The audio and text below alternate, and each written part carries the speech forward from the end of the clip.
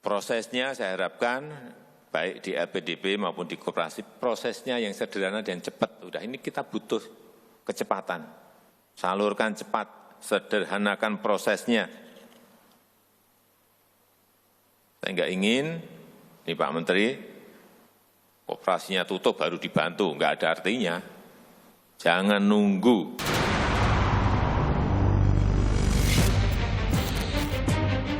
Jangan tunggu tutup. Itu pesan Presiden Joko Widodo untuk Menteri Koperasi dan UKM Teten Mas Duki agar segera menyalurkan bantuan dana bagi koperasi. Presiden menegaskan pentingnya memberikan bantuan dana kepada koperasi untuk kembali disalurkan kepada sektor usaha mikro, kecil, dan menengah UMKM. Sementara itu, Menteri Koperasi dan Usaha Kecil dan Menengah Teten Mas Duki menjelaskan sudah mempersiapkan 3 fase penyelamatan koperasi. Salah satunya menyalurkan bantuan pembiayaan 1 triliun rupiah kepada koperasi dengan harapan pembiayaan dapat disalurkan kepada 4,8 juta UMKM. Sebesar 1 triliun, pembiayaan ini khusus disalurkan kepada koperasi dengan bunga 3% menurun, lalu atau sekitar 1,5% flat per tahun untuk menjangkau sekitar 4,8 juta UMKM anggota koperasi.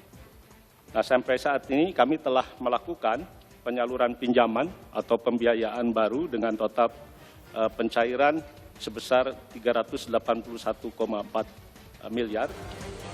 COVID-19 menghantam banyak sektor. Kementerian Keuangan bahkan mencatat dunia usaha yang terdampak signifikan adalah UMKM. Padahal UMKM merupakan tumpuan perekonomian negara yang kontribusinya 60% dari total produk domestik bruto Indonesia. Dana talangan dari koperasi bisa menjadi salah satu penolong bagi UMKM untuk terus beroperasi. Tim Liputan, Kompas TV.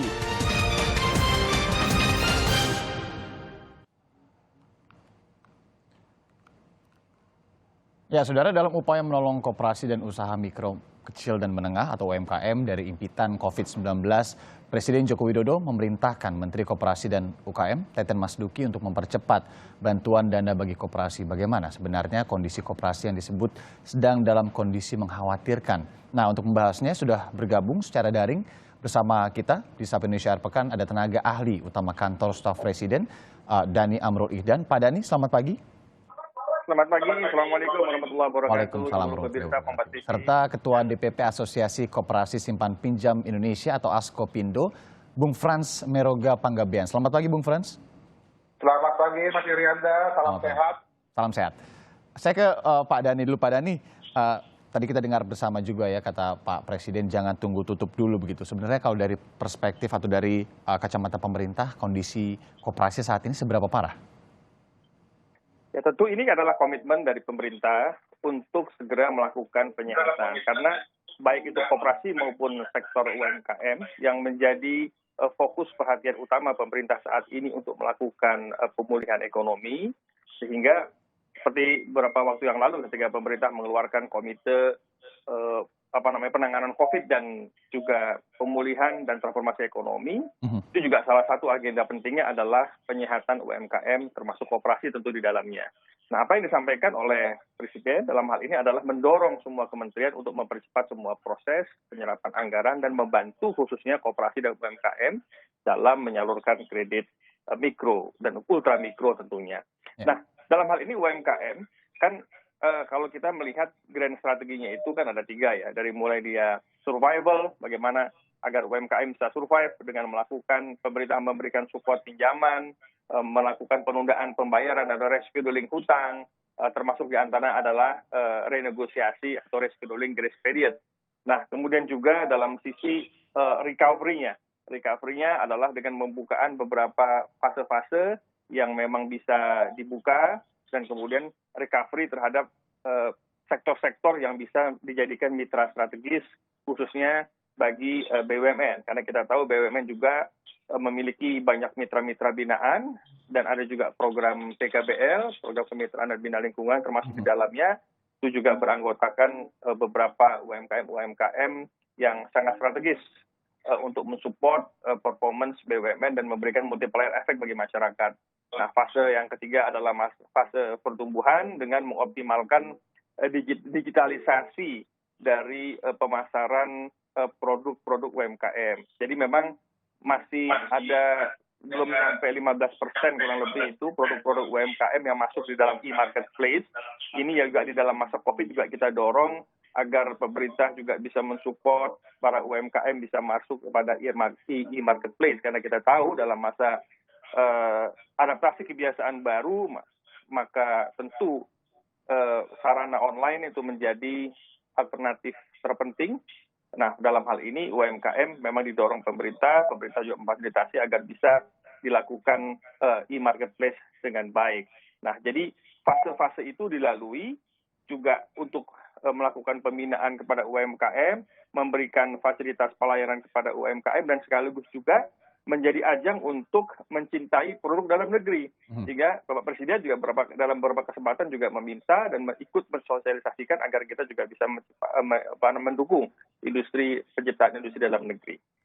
Ya, tentunya dengan dana, koreksi kalau saya salah Pak Dhani, 1 triliun dari LPDB gitu ya, diharapkan juga ada efek domino dari koperasi kemudian ke UMKM. Tapi apakah Anda atau pemerintah begitu menilai 1 triliun ini cukup untuk menyelamatkan koperasi saat ini? Kan ada beberapa fase ya. Jadi yang dalam pemahaman kami juga melihat ada beberapa fase. Fase pertama, fase kedua ya. Jadi ini adalah fase-fase yang dirasakan merupakan fase yang didorong untuk dimulai dulu. Jadi yang paling penting adalah inisiasi ini bisa dimulai dulu, kemudian disupport UMKM-nya, dilihat hasilnya di lapangan, dan tidak menutup kemungkinan ke depan juga akan ada penambahan anggaran apabila sektor-sektor ini memberikan dampak multiplier efek yang baik. Apalagi sektor itu terdampak begitu cukup signifikan, sehingga perlu didorong untuk dilakukan pengembangan yang lebih jauh lagi. Jadi yang namanya angka keuangan itu kan fleksibel ya, itu plafon. Nah, dan plafon ini diserap dulu. Dari penyerapan itu akan kita lihat bagaimana perkembangannya ke depan. Yang penting jalan dulu deh. Yang penting jalan dulu begitu ya? Selamatkan dulu UMKM, support mereka untuk membuat program-program recovery, inovasi-inovasi di lapangan, dan juga pemerintah menciptakan iklim kondusif dalam mereka berusaha dan bermitra. Ya. Tapi sebenarnya kalau perbincangan begitu mengenai koperasi, kemudian usaha kecil, menengah, UMKM, itu kan juga tidak baru dibahas begitu. Dan Presiden juga berharapnya di kuartal ketiga ini ekonomi kita dapat membaik. Apakah ini tidak telat menurut dari perspektif pemerintah, Bung Dhani? Tidak, ini kan semua proses ya. Sehingga kan memang kuartal 1, kuartal kedua ketika ekonomi kita sekarang lagi mengalami penurunan, maka sektor UMKM inilah sektor real yang diharapkan bisa mensupport ekosistem ekonomi bisa berjalan. Sehingga kan ekosistem ekonomi itu proses produksi, distribusi, dan konsumsi. Yang mana UMKM terlibat pada proses ketiga-tiganya. Dalam proses produksi, distribusi, konsumsi, itu UMKM terlibat di dalamnya. Sehingga memang sektor real ini harus dihidupkan untuk membantu mendongkrak perekonomian kita, khususnya pada kuartal ketiga dan kuartal keempat. Nah, kalau ini tidak dilakukan percepatan, maka tentu perekonomian kita dalam kuartal ketiga dan keempat juga tidak bisa lebih membaik, tidak bisa lebih membaik. Nah, oleh karenanya memang sektor UMKM sebagai sektor strategis kita dan mensupport sektor real yang ada di dalam mekanisme pasar, tentu ini harus diciptakan keseimbangan, kita support agar tidak mati, tidak terlalu drop, terlalu signifikan. Nah, itulah makanya program stimulasi ekonomi, insentif ekonomi, tidak hanya di bidang perpajakan, rescheduling hutang, dan grace period tentunya, tapi juga adalah dalam rangka hilirisasinya. Bagaimana pemerintah juga mendorong agar produk-produk UMKM ini bisa digunakan bagi konsumsi di dalam negeri, bagi proses industrialisasi dan korporasi besar, sehingga UMKM itu hidup dari sisi hulu dan hilirnya. Ya, Bung Frans, bagaimana Anda melihat instruksi Presiden ini terkait tambahan dana bagi pemulihan koperasi dari perspektif asosiasi? Oke, terima kasih Mas Yurianda. Jadi kami memberikan apresiasi dan berterima kasih kepada Pak Presiden Jokowi. Memang ini merupakan sebuah keputusan yang tepat, sesuai tadi dikatakan oleh Pak Dhani, bahwa sebagai pelaku ekonomi juga koperasi memegang peranan penting dalam ekosistem dan juga inklusi keuangan nasional. Jadi keputusan ini udah tepat, karena kalau dibilang bagaimana peran daripada koperasi dalam inklusi keuangan nasional, itu menurut riset Bank Dunia, itu 70% dari masyarakat Indonesia, lebih dari 70%, 70%, itu pertama kali mengakses jalur keuangan melalui koperasi.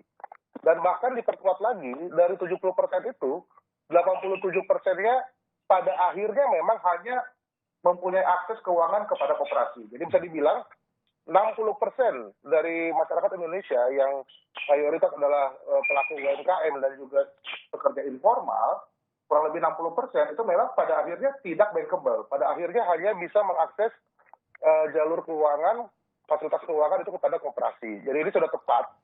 Dan juga dalam artian di sini kita melihat juga bagaimana semangat daripada pemulihan ekonomi nasional. Ini berarti kan kita melihat komposisi daripada PDB kita, mayoritas 60% adalah konsumsi rumah tangga. Ya. Konsumsi rumah tangga itu berarti kan kita lihat adalah bagaimana kita menjaga daya beli dan juga bagaimana pemenuhan kebutuhan sehari-hari masyarakat itu benar-benar dijaga. Ya, kita berarti di sini bicara sektor real. Sektor real di sini yang benar-benar berhubungan langsung, berkaitan langsung dengan pemenuhan kebutuhan masyarakat. Ini pemeran utamanya ada 3, yaitu adalah pelaku UMKM dan juga pekerja informal, dan pastinya wadahnya tadi adalah koperasi.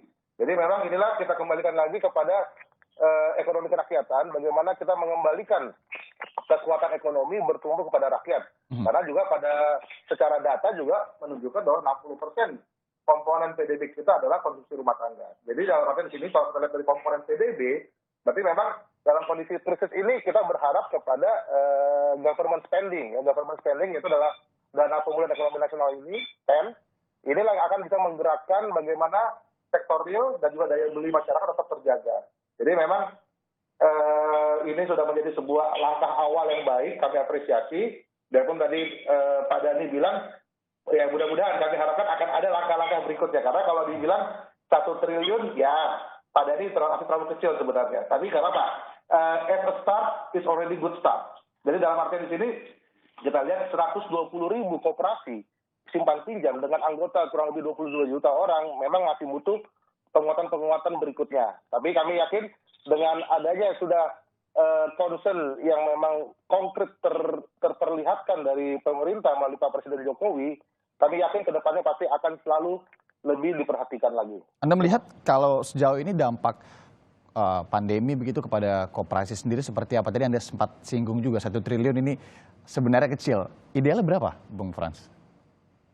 Nah, kalau bisa dilihat, dalam artian di sini, tadi kita berangkat dari anggota koperasi. Saya baru bisa bicara koperasi simpan pinjam ya, karena kami dari asosiasi koperasi simpan pinjam.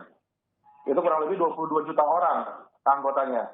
Nah, bagaimana kita lihat berapa, mereka ini selama 3 bulan kita kemarin stop ataupun freeze selama masa pandemi, PSBB di beberapa daerah sangat ketat, itu benar-benar interaksi masyarakat memang sangat terbatasi. Disitulah mereka menurun omset dan juga bagaimana aktivitas mereka benar-benar jatuh lah ya, drop. Nah, imbasnya kepada kami, koperasi, mereka meminta restrukturisasi. Mereka minta penundaan bayar, mereka minta keringanan bunga. Nah, itu memang juga mempengaruhi bagaimana cash flow likuiditas daripada koperasi. Jadi inilah yang kita lihat. Kalau dibilang kembali tadi berapa, ya mungkin nggak terlalu banyak lah. Dalam artian kita anggaplah mereka adalah kategori mikro, 22 juta orang mikro. Ya anggaplah, let's say, kurang lebih 5 juta. Ya mungkin kalau saya bilang itulah akan menjadi jumlah yang ideal, 100 miliar lah, 100 triliun lah kurang lebih. Baik. Terima kasih. Oke, itu masalah angka ya. Tapi bagaimana kemudian angka-angka ini nanti bisa diturunkan dengan merata ke koperasi, kemudian juga berdampak kepada UMKM. Jangan kemana-mana, saudara, kami akan masih membahasnya di Sapa Indonesia Akhir Pekan.